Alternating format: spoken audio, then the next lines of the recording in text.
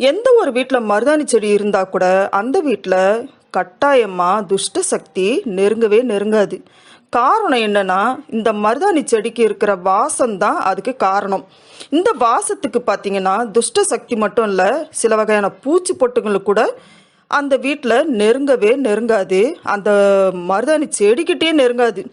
உங்கள் வீட்டில் எந்த ஒரு பில்லி சூனியம் போன்ற அந்த மாதிரியான கெட்ட சக்திகள்லாம் நெருங்காமல் இருக்கணும்னா, இல்லைன்னா உங்கள் வீட்டில் இருக்கக்கூடிய கெட்ட சக்தியை விரட்டணும்னா கூட இந்த மருதாணி விதைகளை செடியிலேருந்து எடுத்து நல்லா வெயிலில் காய வச்சு ஒரு டப்பாவில் நம்ம சேகரித்து வச்சுக்கணும்.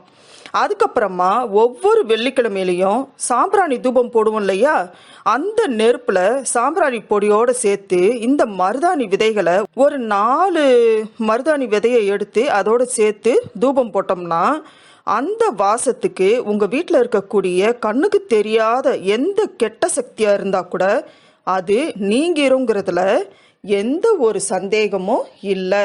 ஏன்னா மருதாணி செடியோட அந்த மருதாணி செடி விதைக்கு அப்படி ஒரு மகிமை இருக்குது.